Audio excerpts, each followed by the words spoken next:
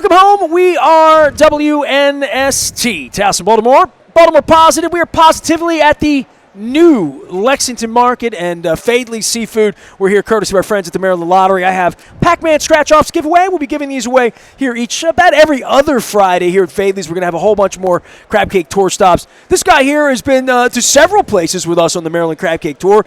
He's run for several different offices. We're in a mayoral campaign here. We had former mayor, Madam Mayor, Sheila Dixon here 2 weeks ago. We have invitations out to Bob Wallace as well as the current mayor, Brandon Scott, who I saw on opening day. Thiru Vignarajah, our returning champion of the tennis circuit, the law circuit. Always good to see you, brother. How are you, man? See you, brother. All right, Thanks for having me. You're running again.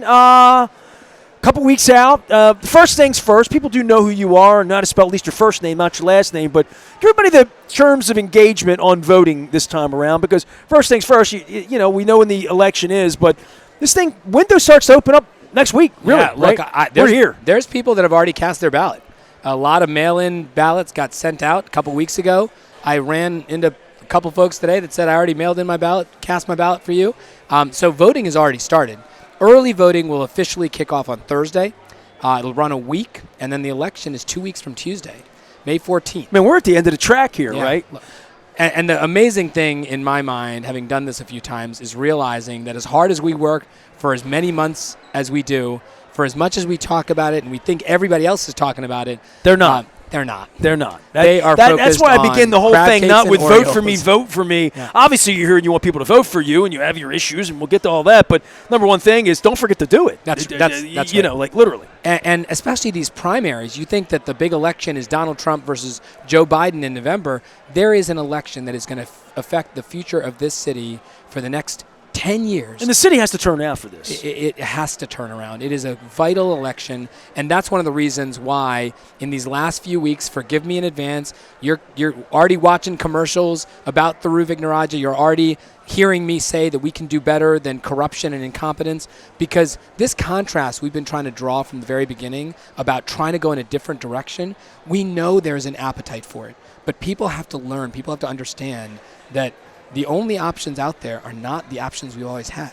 And it's hard to break in, I know that, but we are running a race that I'm so proud of. First campaign in Baltimore history using public financing. Yeah, let's go through that, because I've had a couple of candidates. I had Shannon Sneed last week running for city council. I talked to Zach Blanchard, who's running against Eric Costello, my old district down in South Baltimore.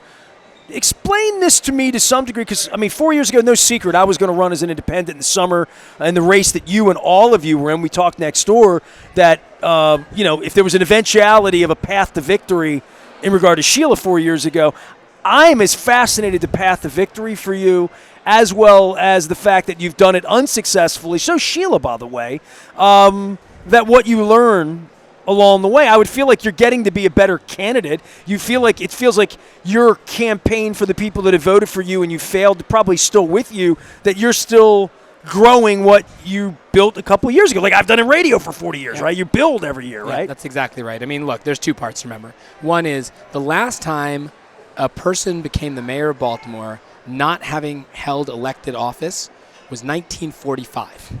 But I went back and looked. Every single person who ran from the outside, they lost and they never ran again. You know some of the names: Mary Miller, Elizabeth Embry, T.J. Smith, David Warnock. Peter Angelos. All terrific people. He ran for mayor. I didn't know that. Is that right? He ran for mayor twice unsuccessfully in the 60s. Yes. And by the way, those are folks that we're talking about self-funders, right? You got a David Warnock, you got a Mary Miller. But even them, you got to run more than once to build up name recognition, for people to get to know not just who you are and how to say your name, but what you're about, what you're fighting for, what your causes are, how you tick. That is something that I'm so proud. I think just walking through the market, having people come up and say, keep up the good work. Right. They already know we're doing the work, and now they want to see us do it at a bigger scale, at a wider angle. The other piece of it that we have to bear in mind is public financing. It's not easy. It requires you to build momentum with small donations. The most you can get is $150. I always joke. So that is your pledge, is that you're not going to the usual suspects who built the city to get $10,000 and $20,000 checks. Correct. That inevitably wind up going to Channel 13 and Channel 11 anyway, or whatever. That's right. Like that money doesn't go to my media, not to local media. It goes to out-of-town corporate media. But like the people that really drink in the money are media organizations. And what happens is, and look, the reality is that one of the reasons for that is in a city where a lot of folks are not paying attention until the last 3 or 4 weeks, the only way to get to large markets of people quickly is through television. It's still television is king. So in the prior model, and we were successful. We raised over $1 million 4 years ago, but we raised it by asking people that could write $6,000 checks. Now we have adopted a system where we cannot take more than $150. No money from PACs or corporations or your companies. It has to come from now, what do you get donors. from that? What do you get for giving up the chance to raise $1 million? What do you get? Oh, we're going to still raise $1 million, but we're going to do it in small donations because every $25 donation gets matched and becomes $250. Every $75 donation becomes $550. Every $150 donation becomes $775. And we now have almost 1,000 donations from Baltimore City residents. That's an incredible feat. There's a major candidate that has less than 30 individual city donors. That's the difference. Where do you spend your time? Who are you building the strength off of? It feels so good to be able to talk to people at Lexington Market and say, if you pitch in $10, $25, that's a $100 or $250 donation. It feels so good to be at meet and greets and say, listen, the most I can ask is for you to take me out to a nice dinner. $150, and you have maxed out your donation, but you've invested in a system that is meant to take the corrosive influence of money out of politics. Thiru Vignarajah is our guest. He's running for mayor. All right, so, look, I've done hours with him. You can go back and get all the history and the education and the schooling and the heart, all that stuff. Running again this time, the decision to do it differently. And I don't want to talk so much about campaign financing, but it is sort of at the heart of – we can talk about crime and all the other things here, but how people get elected – was one of the issues that made me want to run. It made me do Baltimore. It's the reason I'm sitting here is I started to think, like, we need a better system when Kathy Pugh's going to prison. And, no secret, I've told Sheila I wouldn't vote for her. I'll give her equal time. And I always like Sheila when I spend time with her. I think she knows what's going on. I see the appeal of all of that. But to your point, you've always wanted a fresh day here from the beginning, from the time I met you 10 years ago. That's exactly right. And if I thought the prior system was working, if I thought the policies that these traditional politicians had used were working, I wouldn't run because I want to go into something that isn't working and fix it. That's what makes me tick. That is my raison d'etre. That's my calling. And you'll notice that I have put my head in the buzzsaw over and over again because I love this city. I know what this city can be. But if you use the same methods and you use the same policies and you turn on the same politicians, rely on the same politicians, you're going to get the same results. This is the only city in America that has lost a quarter of its population in the last 25 years. 25% of our population. I'm one of those people because I left the city 2 years ago. And it's hard to argue with the people that are leaving because they say, why do you expect me to pay twice as much in taxes for some of the worst schools in the region, the highest crime rate in America? Well, the hardest part for me is I didn't leave under any I love that. I'm staying in the city right now. I'm in the city 3 days a week. Somebody gives me a ticket, gives my press pass back, I'll go to the ballpark tonight. For me, I bought a condo for $429,000 in 2006 and sold it in 2022 for $380,000. I held it 20 years. I lost $60,000 straight up plus the $250,000 I put into it. Like, it wasn't easy to leave. It's like cut your losses or this or that. For me, it was about fresh air. It wasn't about I wanted to leave the city. So I make that very, very clear. But there is a cost of doing it and a cost to my future for me and my wife that if we had bought a $400,000 house in Bel Air in 2006, it'd be worth $650,000 now, right? So there is that. That's the reality of investing in it, that it needs to be made better in order to be investable. And here's the challenge, which is people like you and I who love Baltimore, we know what it can be, but we also don't pretend like it's something that it's not. Right now, it is a losing proposition for people that have the option to move to Baltimore County or Howard County. They get to pay less in taxes for better schools and dramatically lower crime. It is very hard to say stick around and wrestle with the challenges of a city government that can't fill potholes or get graffiti off the streets. And pick up the trash. The trash is Pick the up issue. the trash. Yeah. Certainly can't get carjackers and killers off the streets. They can do that in Baltimore County. They can do that in Howard County. Your tax dollars are going farther. So why am I running? I'm running because I know those things can be changed, but it requires fresh leadership. It requires a fresh set of ideas. And we know how hard it's going to be, but when we entered, what is different about this race? Number one, I learned the hard way 4 years ago that if there are 22 candidates, 6 major candidates, 3 of them in the change lane, TJ Smith, Mary Miller, and Thiru Vignarajah, all of us, I'm proud to say TJ and Mary, they had a lot to offer the city. But the 3 of us were in that change lane. That added up to almost 40%, certainly more than Sheila and Brandon, but we got chopped up. So now you go. That's why I didn't get into the primary. There's no way to win the primary. It was really hard. So you need a race where you are going toe-to-toe, right? You're going up against someone where you're not splitting that change vote. The second thing is we could not win a race if, as an outsider, we're going to invite and draw major, well-financed negative attack campaigns. We had to endure them in the mayor's race 4 years ago. Mary Miller's PAC came in. Remember the PAC that said we're only going to pursue white votes for Mary and we're going to attack Thiru Vignarajah? Well, they attacked us. They spent hundreds of thousands of dollars. 2 years ago, another negative attack campaign on television, excoriating us. It's hard for a guy on the outside. We don't have any armor, right? So those negative ad campaigns, they cut through us like razor wire. So I needed to get into a race where we had the resources quickly to spread the word and where the other 2 candidates were going to spend all their time attacking one another. That's what Sheila and Brandon have done. Sheila's PAC is attacking Brandon. Brandon is now attacking Sheila. That is exactly the traditional model of politics. To break it, you got to come in and kind of ambush them. We've raised $800,000. We are able to be on television for a solid 4 weeks. We've raised more money in the last 3 months than Sheila and Brandon combined. And we did it with small donations. I'm so proud of that. Big article in the Baltimore. I've had several friends of mine are supporting you. I mean, people on the inside, throughout the city, they've reached me. They were upset when Sheila was here. We got to get Thiru, and I'm like, Thiru's on my phone. I've texted him 10 times. At some point, you ass-styled me about 2 weeks ago. If I looked down and you were calling me, I'm like, he don't need me, but literally your name popped up, so I'm glad you're here. I'm glad here, and I'm sorry it took a minute to get organized. Well, you're juggling a lot. Listen, man, we're down here. We're at Fadley's. We're giving away the Pac-Man scratch-offs, courtesy of our friends at the Maryland Lottery. Thiru has been a returning champion to the program here. Let's update the whole thing. My Baltimore Positive thing 4.5 years ago, you were here. All the candidates you mentioned, Jack Young was in that race. All of these things that happened. Give me the lane here for you right now, 2 weeks out on this. And Carjackings, Fox News. Fox now owns the Sun. Like, the banner exists. It didn't exist before. I mean, there's a different – got a new baseball owner for crying out loud, right? There is a different atmosphere, and certainly COVID really screwed with everything 4 years ago, including the date of the election got moved 6 weeks. And it gave Mary Miller a huge advantage because she had unlimited money. So the rest of us raised money for an April election. All of a sudden, it was in June. Right. All of us were struggling to figure out where that money was going to come from. Mary just had to write herself another check.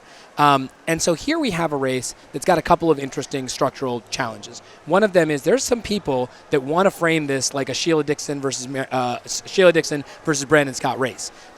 Those are the folks that have benefited from a system where they're the only 2 candidates. We have to break that. That is the first thing. I think we've done that. I think a lot of folks think of this as a 3-person race. They know that we're the underdog, but they also know that we've raised $800,000. We're already double digits in the polls. That is a great place to start. And 7 weeks out, 2 years ago, Bates was at 13%. Mosby and I were at 35 for her and 32 for us. Well, Undecided is a place where a lot of people reside, and a lot of times the Undecideds aren't the ones that pollsters seem to find. And look, all the polls are crooked. I mean, I'm on that. I love Gonzalez. I'll have him on. The Goucher poll, and to me, they're not a guiding light for me. Moeller and I would always get sideways on that because you had some crazy poll a couple years ago that Fox 45 who was supporting you, said you were going to win. I'm like, it was early, and I'm like, all of these polls they remind me of Arbitron. And no offense, I've been at this a long time. That's why my documentary is called No One Listens, Everyone Hears. Because Arbitron is always, for 30 years, I've had 0 listeners. So I don't believe in that Bates really, that's all he had. That's all they could find a couple years ago. And I think the same thing's true for you. Look, I think a lot of people will go in and pissed at Sheila, pissed at Brandon, and look for something else, and that's your lane, Look, right? that is our lane, and I do think that early polling, like it was for Bates, like it is for us, is talking to people that are picking up the phone. It's saying he has a chance. It's not a waste of your vote. That's right. Correct. Now we are in a situation where the airwaves are being inundated with everybody's commercials, and we have a chance to go neck and neck with Brandon and Sheila in that respect. They're 100% name recognition. That's an advantage, no question, but they're both known universally for all the wrong reasons. So the chance to come in and say, you've got an option, you don't have to vote for corruption or incompetence, you can expect more from your politicians in Baltimore. So you say corruption and incompetence. These are, listen, I level haymakers on Greg Bader and Chad Steele every day of my life because they lack integrity. And I'll say that to their face if they didn't run for me. I'm Nasty Nestor. I'll stand up for anything I've said. Corruption and incompetence. Okay, I mean, Sheila was here 2 weeks ago. We're long past the gift card thing, but there's an acknowledgement that when I take her name out in certain segments, it's punchline, right? She understands that. Brandon has had his own pathway here through a plague, through city council president, through issues that I even have with Brandon, just getting in touch with him and different people, and the issues you mentioned about every carjacking is not Brandon's fault, and the murder number's lower. And I took that up with Sheila. Murder was all we talked about 4 years ago. Now it's carjacking, right? Corruption and incompetence. Let's take that on as where is that directed from your perspective? Yeah, look, take those numbers you were just mentioning a minute ago. When you've got a mayor that says, I've done a good job, and you're supposed to believe that I have competently run this administration, when we see that trash can't get picked up, that graffiti can't get cleaned up, potholes can't get filled, 311 calls can't get answered, you've got to wonder, how is it that a mayor who claims he was able to drive down the biggest problem, murders, can't pick up the trash? The answer is he's not actually doing anything with the murders. Murder numbers across the country are down. The only city in America that had higher murders in 2023 than 2022 was Washington, D.C. I don't know what's going on in D.C. Why is that? Why are murders down? They're down. The criminologists in the country would tell you it's because we have now a few years out of COVID. There was a major spike all across the country. People are happier. They're having sex. They're getting out. They're being happy. They have a little money. They're having, whatever. They're fixing their beefs in different ways. But there's more guns than there's ever been, right? COVID was a distortion field in crime. It changed crime nationwide. We are now far enough away from it that unemployment numbers are down and murder numbers are down. That is universally the case. And everybody, by the way, I don't just blame Brandon for this. The governor, the state's attorney, the new sheriff, the U.S. attorney, the mayor, all of them want to take credit for this national trend in Baltimore. Those are the roosters taking credit for the dawn. They're not doing anything fundamentally different than they were doing in 2022 or 2021. They just happen to be in positions when a national trend line happened to benefit Baltimore as well. So the challenge with Brandon Scott representing that he's competently run government is we know it's not true because you can look outside and see the trash. And by the way, all those numbers that went in the wrong direction, overdose death rates, highest per capita in America and skyrocketing here in Baltimore. Carjackings, auto thefts, youth violence, youth victims of violence. All those numbers are going the wrong way. You know what he says when asked about that? He says, that's part of a national trend.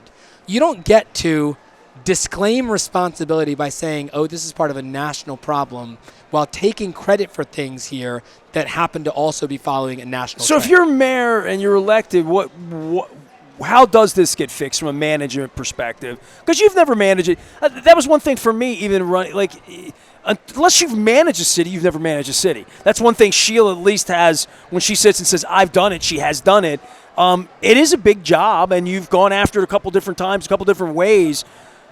Where does that begin with employment, happy employees, funding, and that tackling it is something that 5 mayors have tried, right? Look, literally. Let's start by saying this about qualifications. If the only qualification to become mayor is that you were previously mayor, there's only a right. couple of people that are going to do it because there are people that got convicted left office. Catherine Pugh and Sheila Dixon are now the only people that are eligible Kurt to Schmoke, do but it. he's running a baseball So team. that I don't think is the right litmus test. The question should be, have you managed big things, big problems? I served as Deputy Attorney General. I was president of the Harvard Law Review. I ran as CEO, one of the largest community development financial institutions in the country. I was a litigation partner at DLA Piper, one of the largest law firms in the world. Those are the kinds of management experiences that get you ready to take on something. I don't know that anybody is prepared by their prior experience to take on a challenge like this, but who's more ready? And I am very proud of the fact that I've worked in the trenches addressing the biggest issue facing Baltimore, which is public safety, which is crime. As a federal prosecutor, city prosecutor, deputy attorney general, I have wrestled with issues related to affordable housing, impact real estate, because I ran a CDFI that made investments in those spaces. We evaluated businesses and ideas that were trying to get those things done. The problem for Brandon and Sheila is their only experience is in local government. And if your only experience is in a system that has failed this city for a generation, 25 years, we've lost 25%. Anytime you have Sheila or Brandon on the next time and they tell you about the great things they did when they were mayor, either back in the years or in the most recent years, ask them this: how come if things were so good on your watch that people kept leaving the city? They left dramatically when Sheila was mayor, and they left dramatically when Brandon was mayor. People vote with their feet, and if things aren't working in a city, they move out to the county. For Baltimore to be the only city in America that is smaller in 2024 than it was in 1924 and still losing 1% of its population every year, you can't claim that things are going well if everybody's leaving. Well, the fact that things aren't going well, we keep coming back and saying, what do you, where's day one for you? Okay, Let's start with crime and public safety, because that's the thing I hear from white people in the county. I mean, and I hear it every day, and it's snide, and it's nasty, and it's I ain't never going back there, and I hear it all the time. I mean, even today, I said to someone, I'm going to the city, be careful, crazy people down there, and I'm like, look, this is the voice of people that don't come to the city, look, and I don't know what we're going to break through with that. I am happy to defend myself and defend our city against anybody out in the county, but I have to acknowledge that in the county, crimes get solved and criminals get prosecuted. In Baltimore City, that does not happen with the same regularity. You always say that to me, yeah. You remember me saying about homicides. 90% of homicides in Baltimore County result in an arrest. In Baltimore City, that number is 22%. That is a huge problem. But let's take a very specific problem, because your listeners are not going to think, oh, this guy's going to solve crime, unless you really hear the details. Let's take carjackings as an example. Sure. Number one. That's probably my biggest concern, being a dude driving the county, right? Yep. So what are we going to do about this? Carjackings have spiked. Number one, every carjacking is going to be referred to federal authorities. Not every robbery is a federal crime. Not every murder is a federal crime. But every carjacking is a federal crime, because every car is a vehicle in interstate commerce. It's subject to federal jurisdiction. Number two, we are going to do something that State Farm Insurance would love you to do, which is offer GPS tracking devices to everybody who drives a car in Baltimore City. That tracking device is not going to ever follow you until you get carjacked. And when it does, we're going to activate that tracking device. It'll lower your insurance premiums in Baltimore City. It will also result in police being able to interdict the people that are doing this. Number three, we're going to launch something called the Jack Alert system. You know, there's an amber alert, there's a silver alert. Sure. Now what we do is, as soon as you get carjacked, that license plate, as soon as we know it, gets into the system. And every license plate reader, every red light camera, every speed camera is picking up that license plate as it's moving around the city. Now, that's not going to be able to result in an arrest that day, but a lot of this is being done by crews. And a former prosecutor can tell you, you've got to build a case against the entire crew if you want it to stop. We got to do that over and over again. Those are the kinds of concrete things that a person can pitch to your voters as proof that we can solve this problem. The U.S. Attorney for Maryland did something very similar with bank robberies. Every bank robbery is a federal crime. He said every bank robbery in Baltimore, if it happens in Baltimore City, we're going to subject to federal jurisdiction, to federal prosecution. Now all of a sudden, carjackers know that if you're in Baltimore and you do a carjacking, you're not going to get chased by a local cop and a local detective. You're going to get pursued by an FBI agent, and federal prosecutors are going to come after you. That changes the mindset. Criminals are rational. some of them are crazy, but the overwhelming majority of them respond to deterrence. That's why there are fewer murders. Well, you don't get paid for the crime. You're going to do the crime. Exactly. Period. Exactly. Thiru Vignarajah is here. He's running for mayor yet again, and you see him on TV and other places. And we try to get together here whenever we can to talk about making the city better. Your platform, just in a general sense, since the bridge collapsed, the awareness of the port, the awareness that that waterway isn't just for fishing and hanging out and like all that. It's inconceivable, right, the bridge going down. Like, it's not anything we could have talked about. I was in Florida the day it happened. It's only been a month. I mean, it feels like now it's been a long time. It's been a month almost to the day. Like, not even a month. It'll be a month this week.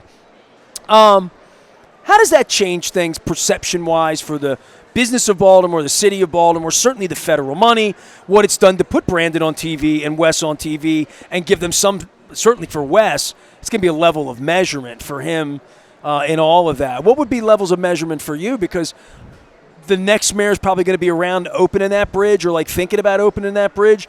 And the possibilities for this city, federal money, transportation money, we got some hope here. We got a new baseball loan. We got the harbor. We got Peninsula. But there's a lot going on here that 4 years ago when we had masks on doing this, it wasn't happening here.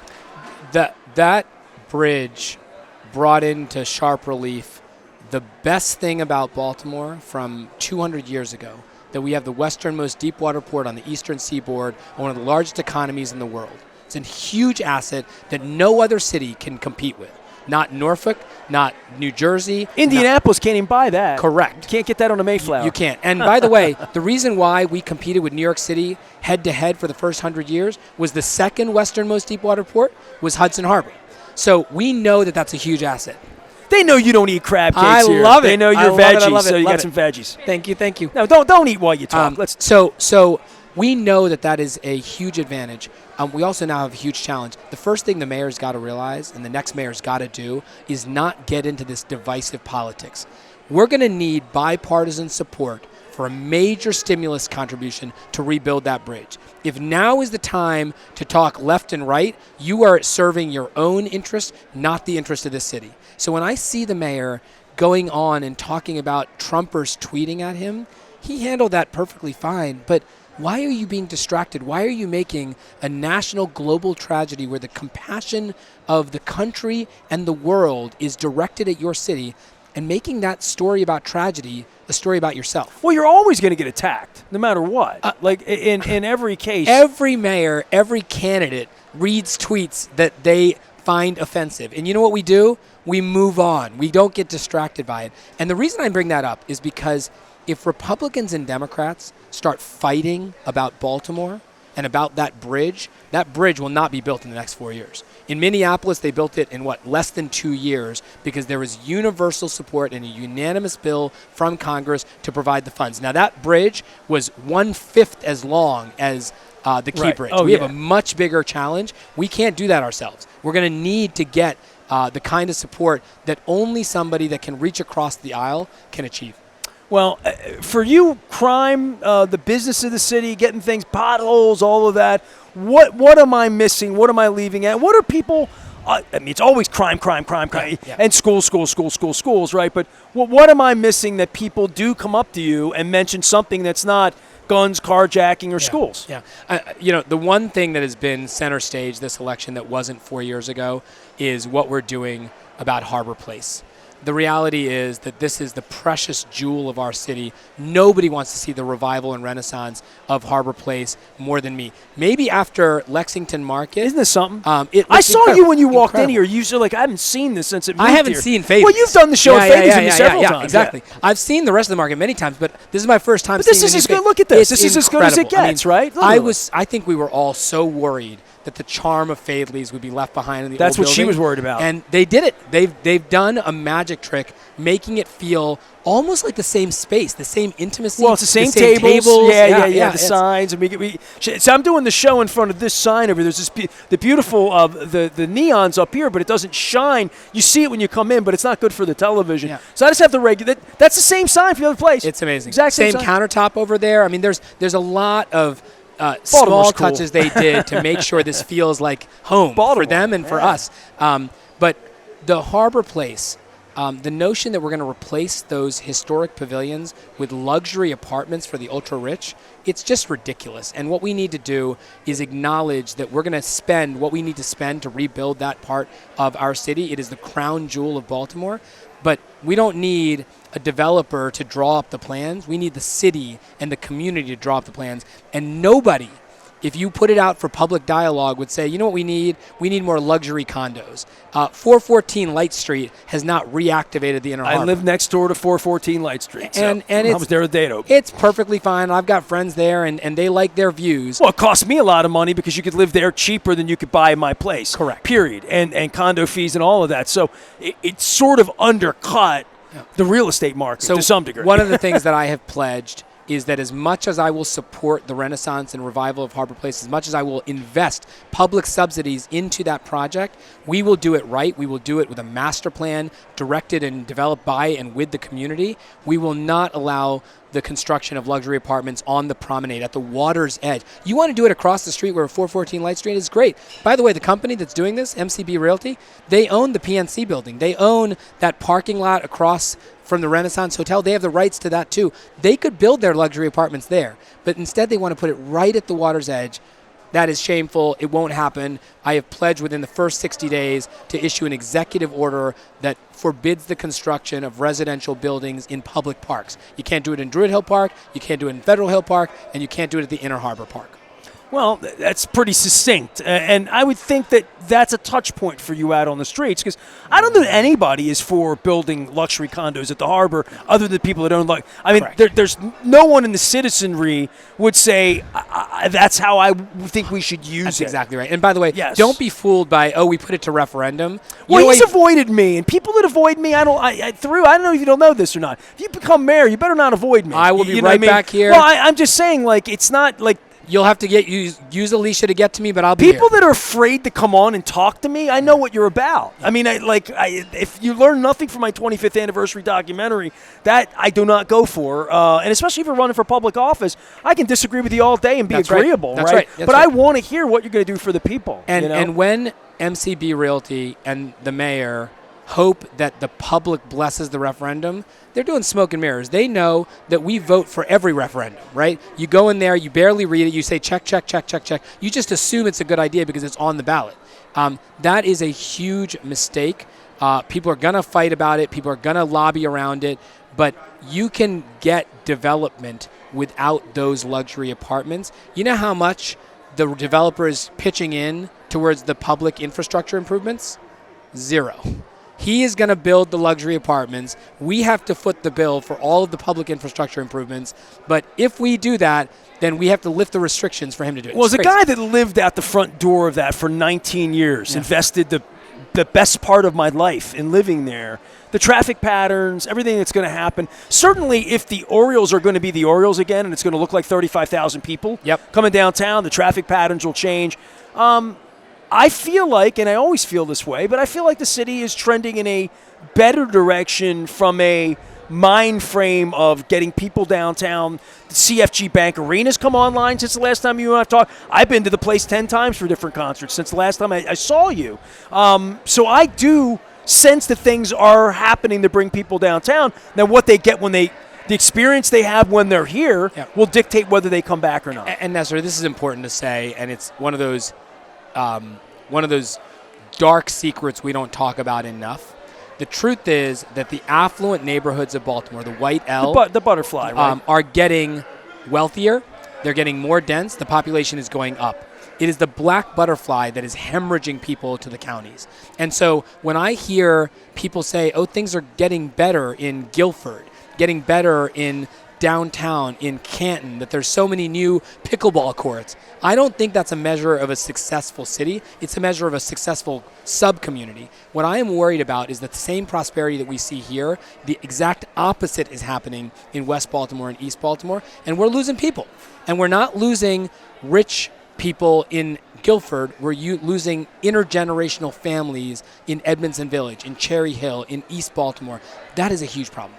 I'm standing here in the middle of brand new Lexington Market. Yeah. Came online since the last time you and I got there. Yep. So this is all things, we had progress during the plague around here, so we are capable of this. Absolutely. We are capable. Yep, and I want to see the same thing. Look, The mayor gave a $5 million injection to Lexington Market. It's beautiful. I love it. The problem is that not a dollar went to Holland's Market or Northeast Market. And the reason for that is, and I'm sitting here enjoying Lexington Market as I say this, $5 million came to Lexington Market because the mayor had developers with Seaval Development seed his first campaign, and this was a way to pay him back. That's not the way government should run. That's not where I want taxpayer dollars to go. I want it to go to the places where they're most needed, not the places that best repay political favors and donations. Tell people how they can help you. Thiru Vignarajah here. We're trying to get all the mayoral candidates out. We had Sheila Dixon on 2 weeks ago. Have an invitation out to Bob Wallace, as well as Mayor Scott, to stop by before the election. And I say before the election's literally now, right? When's this going to be posted? It's going to be all next week. Okay. Absolutely, yeah. ThiruForMayor.com, ThiruForMayor.com. $25 donation becomes $250. $75 donation becomes $550. This is the first publicly financed campaign in Baltimore history. We've already proven it can work. We're so proud to have been the first campaign in the state that qualified for city funding, for public funding.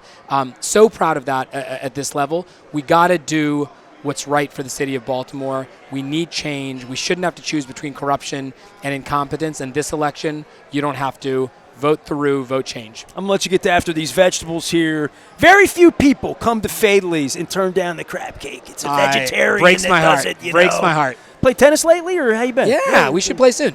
Not my back, man. At some point, I'm going to get it cut on and fixed, and I'll be happy, and I'll be old and back to playing tennis. I mean, I was out the other day and, had the opportunity to – I was at the duck pin bowling lanes up at Greenmount Bowl, and they wanted me to roll, and I thought – nah, not back there yet. It's the L3, L4. Thank you, Planet Fitness. Thank you, Dr. Steve, for making me feel a little bit better. But no tennis for me right now. I'm watching. I'm ready watching. when you are.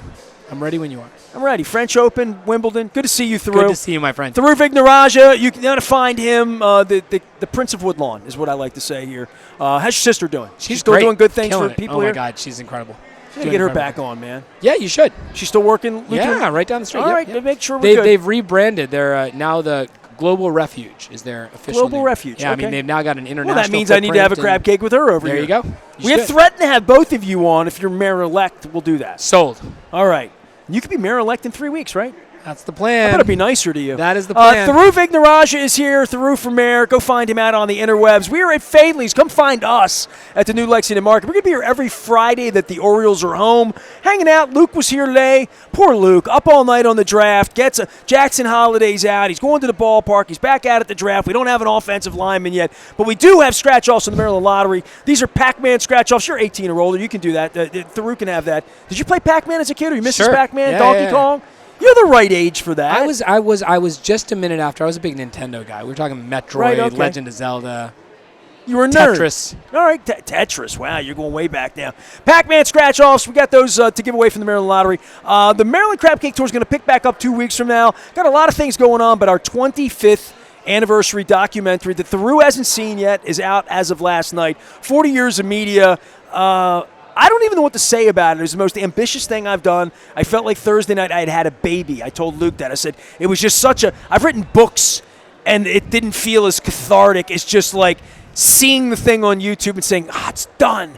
Now I can get back to normal things and back to pennant race and back to the draft this weekend. My appreciation to Thiru, our folks down here at Fadley's, and Luke Jones. Come down and get a crab cake and enjoy yours. I didn't even have a crab cake on the crab cake tour today. I had shrimp salad. But that's all right. Thiru didn't have any meat, so he left some more for me. I'm going to take a crab cake home. Back for more.